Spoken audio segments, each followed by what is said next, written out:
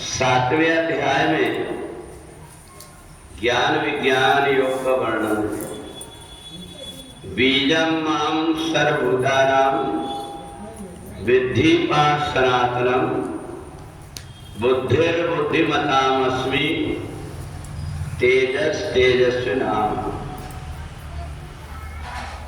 भगवान ने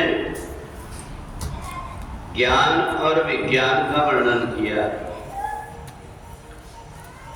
पहले जन्म के कर्म के अनुसार बुद्धि में जो बीज पड़े हुए हैं, उन बीजों को हमें संभाल करके अपने लिए उपयोग करना है। हमारी बुद्धि ऐसी प्रखर हो जाए, हम जहां भी जाएं, हम जो कुछ भी कार्य करें, सब व्यक्ति को देख करके अच्छा लगे। तो इसलिए कोई व्यक्ति विद्यालय में जाता है, कोई गुरुकुल में जाकर के अपने आप को, ये बुद्धि को ठीक करने का कोई ना कोई उपाय कर लेता है, जिससे कि वो जहां कहीं भी जाता है, परिपक्व बुद्धि वाला जो व्यक्ति होता है, वो कहीं भी चले जाए, फिर उसे कोई प्रकार के कष्ट नहीं हो। इसलिए ये बुद्धि को ठीक ठीक करने के लिए हमें बहुत मेहनत करना पड़ता है।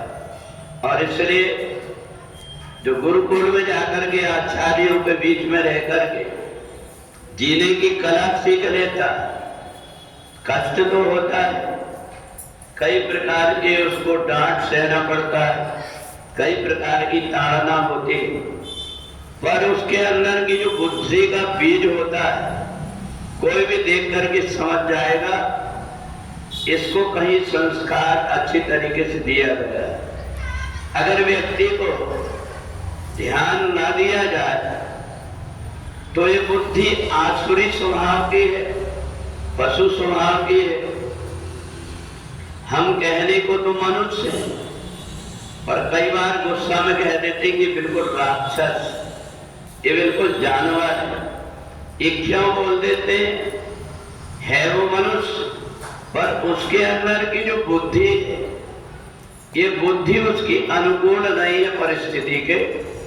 इसलिए उसको जैसे कि कुम्हार मिट्टी के बर्तन का आकार बढ़िया देने के लिए उसको ऊपर से ठोकता है, ऐसे धीरे धीरे करके डांट करके फटकार करके व्यक्ति को धीरे धीरे करके जब उसकी बुद्धि परिपक्व हो जाती है, फिर उसके जीवन भर के लिए वो साथ हो जाता है। और इसलिए ज्ञान और विज्ञान ये पुस्तक से पढ़ करके नहीं मिलता, ये व्यक्ति को किसी को देख करके आचरण करके सीखना पड़ता है। और जब वो सीख लेता तब जाकर के उसके द्वारा पता नहीं कितने लोगों को ज्ञान बता करके सिखाया जाएगा। इस काम को ऐसा नहीं ऐसा किया जाता है। अगर कोई व्यक्ति को कोई मिस्त्री का काम सीखना, तो जो उसको जानता है वो उसको समझाता, पाना कैसे पकड़ना है, कैसे काम करना है। तो इसलिए बहुत सारी ऐसी चीजें हैं जो जीवन में सीखी जाती है। और सीखने के बाद में फिर जब बुद्धि के अंदर वैसा बीज बन जाता है, यही बीज दूसरों को सिखाने के काम आता है।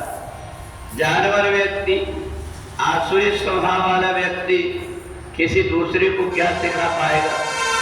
इसलिए पहले बुद्धि का बीज अपने अंदर ठीक कर लेते हैं, फिर जब दूसरों को बताते हैं तो उसका भी फायदा होता है।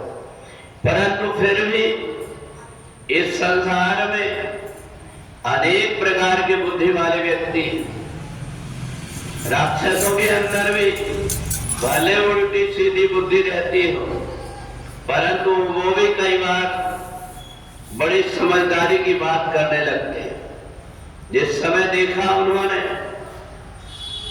आदिशक्ति भगवती जगदम्बा ने जब दुष्टों का संहार कर दिया, तो दूसरी बार राक्षसों को पता लगा कि स्त्री के अंदर बहुत बल रहता, तो उन्होंने फिर ब्रह्मा से दूसरा वरदान मांग लिया कि हम काहू के मरई न मारे, हम किसी भी स्त्री के द्वारा नहीं बल्कि कोई आदमी के द्वारा हम मारे जाए, ऐसा हमको वरदान दे। रावण ने जब देखा स्त्री के अंदर बहुत बल होता है तो उसने ब्रह्मा जी से वरदान मांग लिया कि मैं केवल वानर और मनुष्य दोनों के द्वारा ही मरूं।